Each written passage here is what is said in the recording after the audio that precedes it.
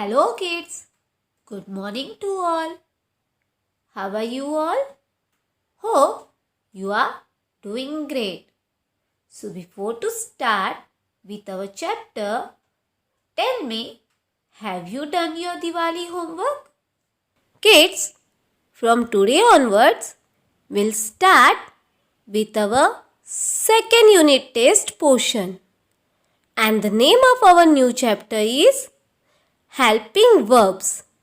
And in helping verbs, we are going to learn about has, have and had.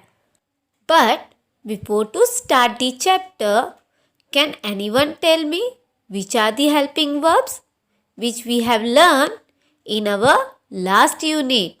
Yes, can anyone?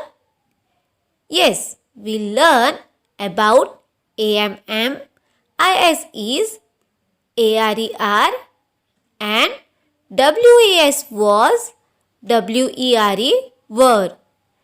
In MEs are, we learn how and where to use this helping verb in present and was were in past. But today in this chapter we learn where and how to use helping verbs has, have and had. So let's begin with our topic.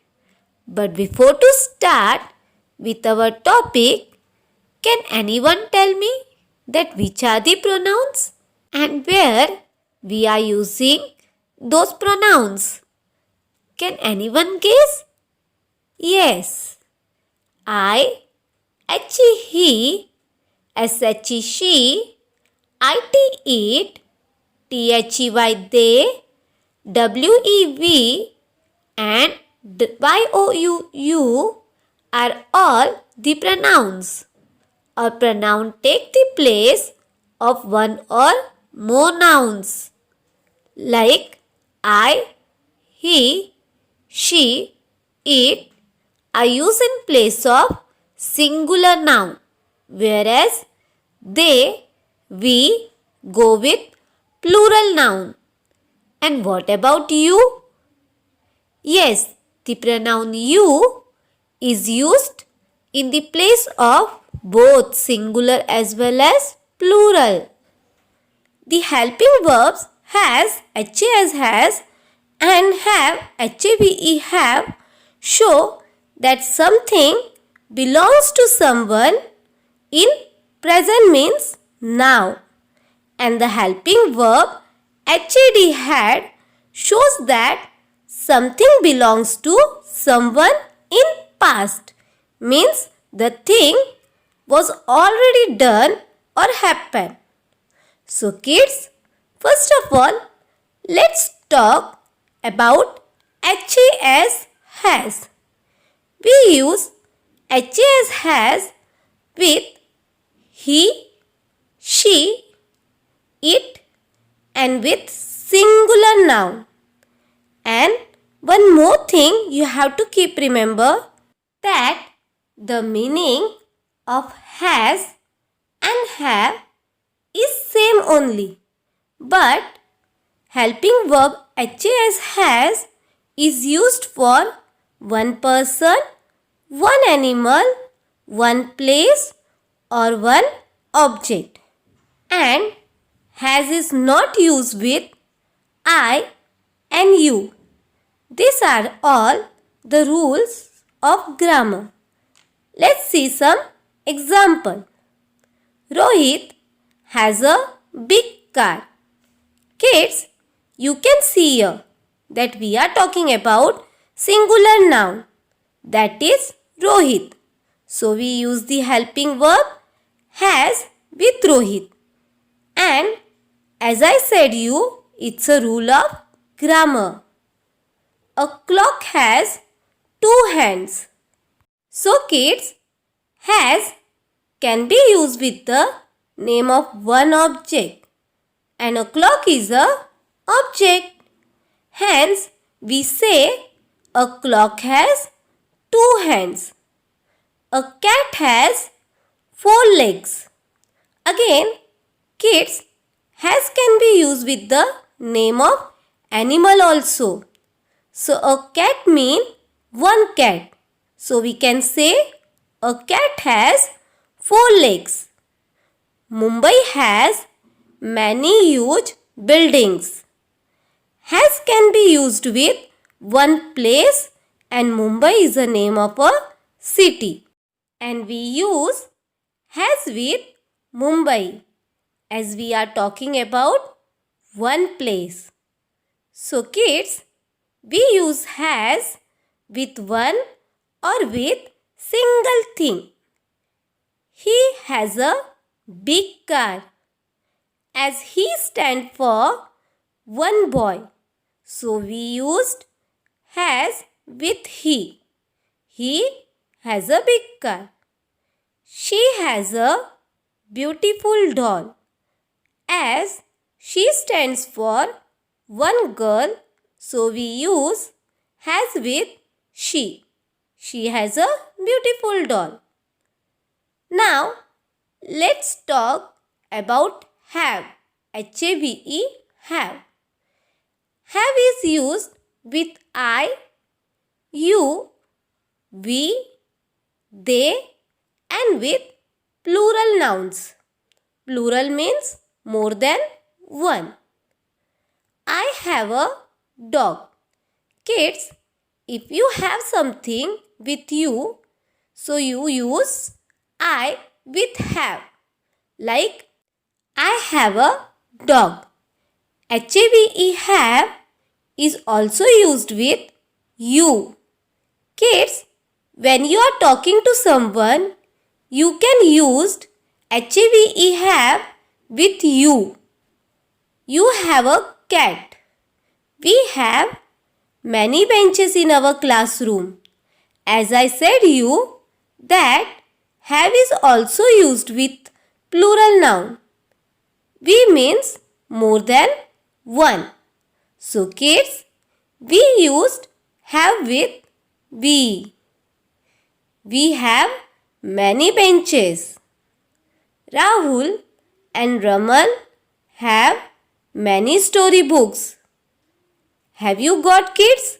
We are talking about Rahul and Raman, more than one. Or we can say plural nouns.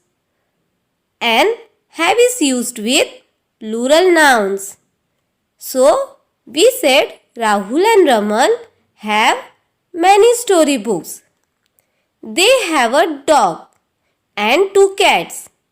Kids, again, they stands for more than one. And when we talk about more than one, then which helping verb will come? Yes, H-A-V-E, have. So, they have a dog and 2 cats. Now, let's talk about H-A-D, had. So, kids, the helping verb H-A-D, had, shows that something belongs to someone, but in past. Had is used with I, she, he, it, they, you, we, singular nouns and plural nouns. That is all types of nouns and pronouns. But in past tense means activity already happened or done. See one example. Yesterday, Roma was absent as she had fever. Kids, as I said you, that had goes with all types of nouns and pronouns, but in past. So the word yesterday shows that activity already happened in past. We had dinner in hotel last night. Kids, here you will understand that had will go with plural pronoun also. We stands for plural pronoun, and last night shows that we are talking about past. So we use had. So here we had dinner in hotel last night. So kids, now go through the PDF reading. You will get more idea that how and where to use HAS has, HAVE have and HAD had. Bye. Hello kids. Good morning to all and welcome back to our Gurukul English Medium School. So kids, if you remembered, then in previous lesson what we have learned? Can anyone tell me? Let's revise at once what we have done in our previous lesson. We learned about verb and helping verbs. Now tell me, to whom we call verb?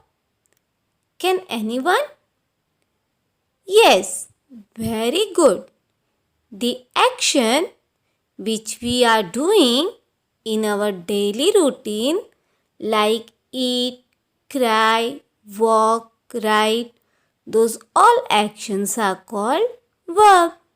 And which are the helping verbs we have learned in our previous lessons?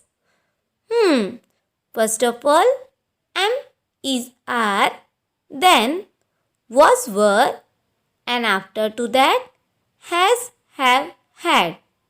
And in our today's topic, we are going to learn about ing verbs. The ing verbs are doing words or verbs, and they tell us what is happening now.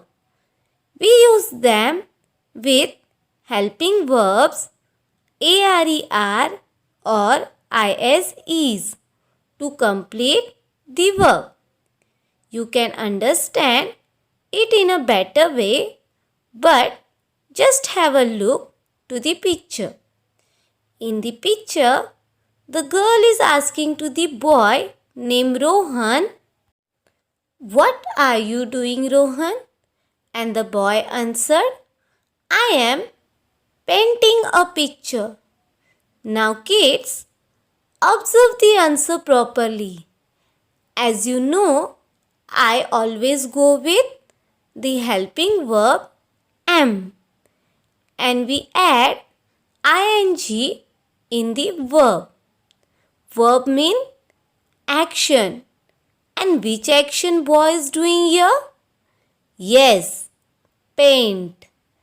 And as he is doing the action now, so we add ing to the verb. So paint become painting. So kids, let's start with our today's topic, the ing verbs. In standard first, we are going to learn 2 rules for adding ing to the verbs. So let's see the rule number 1.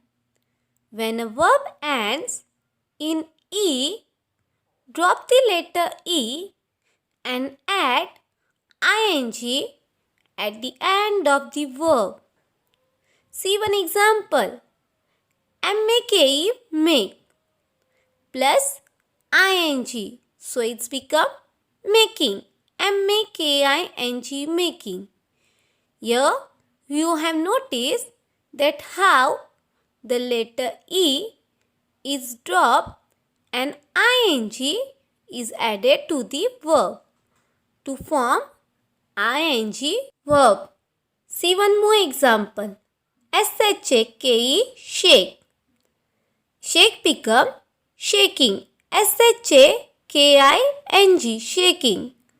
Here also we drop the letter E and add ing at the end of the verb. It's a first rule of the grammar while using ing verb. Let's move with rule number 2. In rule number 2, when a vowel comes before the consonant in a verb, then we have to double the consonant and add ing. But before to that, tell me, which are the vowels? Yes, A, E, I, O, U are vowels and remaining all alphabets are called consonant. Let's see the example. RU and run. Run become running by adding ing. Here in the word run, the vowel U appears before the consonant N. So the consonant is repeated, or we can say it is double, and ing is added next to the repeated consonant. So RU and run become RU double N ing, running. It is our second rule. See one more example. CHOP, chop. So kids, who comes before the consonant P? Yes, vowel O. So the consonant become double. And what to add? Yes, ing. So chop become chopping. CHOPPING, chopping. Kids, always remember one point. You should not double the consonant in some cases when the verb end with X, Y and W. So kids, do these studies, go through the PDF reading. Bye and take care.